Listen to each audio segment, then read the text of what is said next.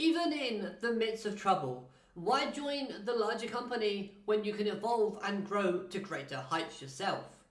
Just one more important lesson that a Puck and Valug learn within this episode. Hello everyone and welcome to Dueling with Downton. Today we're talking all things episode 122 of the Go Rush anime series. A fun little episode that gives more development to both the Lug and a Puck. Two characters that I've loved watching from this series. So let's talk about them. Starting off with a Puck. I really like how she showcased how much she values and respects her employees. It's clear from this episode that the people that work for her take pride within their work and are passionate about the gears that they make. Understanding this, a Puck knows that if she sells to Goha, that love and passion that her employees have might fade away as they're forced to make the unthinkable things that ultimately causes more harm than good. Yet she's also torn about selling to Goha because this would increase the wages for her employees that would get them to have a better cost of living. After all, the prices in Goha City, or I should say Mutsuba Town still, are rising, making things more difficult to buy. The one thing about a Puck though that really made me question it though, however, was the udon situation at the beginning. Why is the Puck buying udon when UTS have CPU, a vomiting udon machine that gives it to you for free? Is it really that bad? Anyways, back to a Puck's character.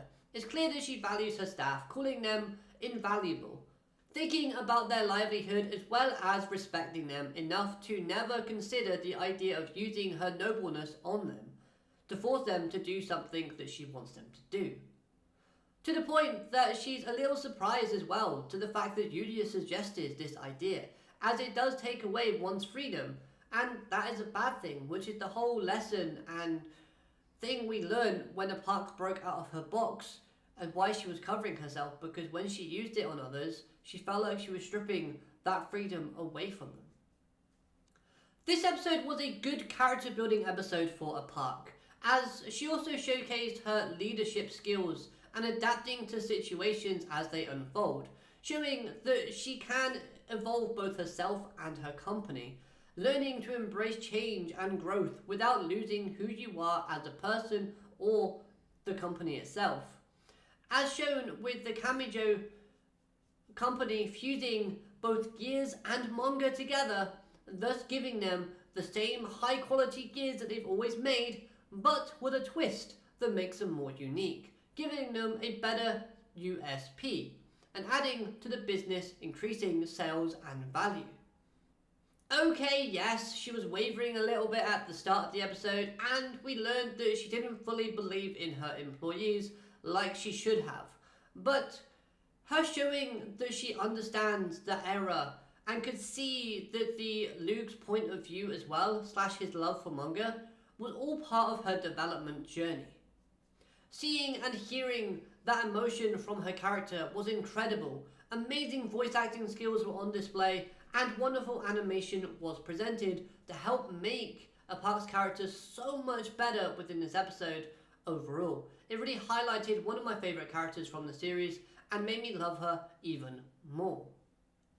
Now then, the Lug. This was an odd one, yet an enjoyable display from his character as we see his love and passion for manga in all of its heightened state, thanks to the influence of the Dark Meister's goo. Weird sentence.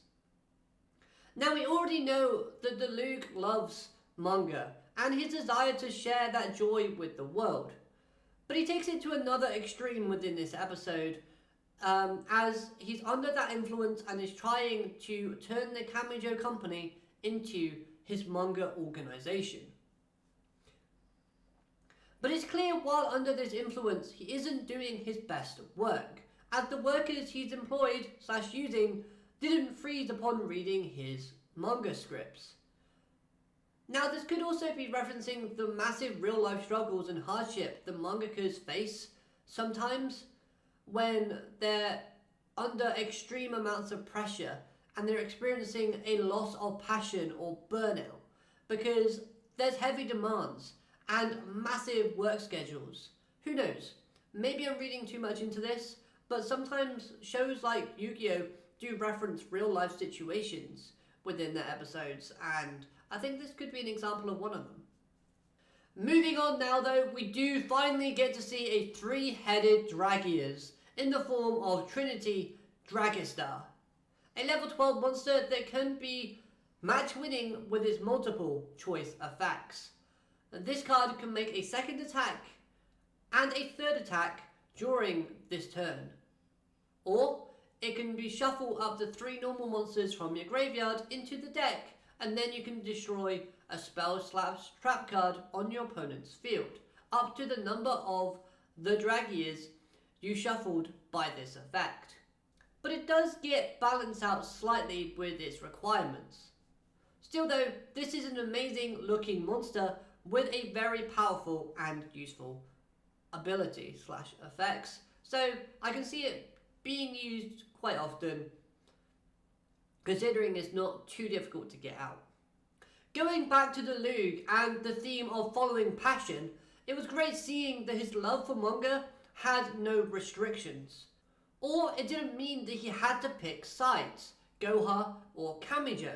Instead, he's trying every way he can to get his creation into the world, and even after the Kamijo group starts printing manga onto their gears, they're still willing to allow the Lug to enter the Goha manga contest, showing their full support for the Lug in him following his dreams and passions. This was such a wholesome and sweet gesture from the Kamijo family that I love seeing so much, and it just shows their kindness and supportive nature. But on that manga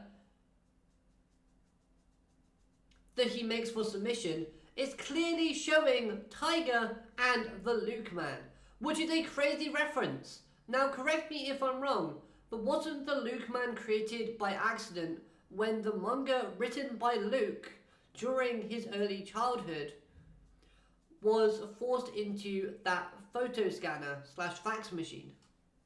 Yeah, because wasn't it infused with the electricity by the fax machine, and thus creating this superficial life form known as the Lug Man?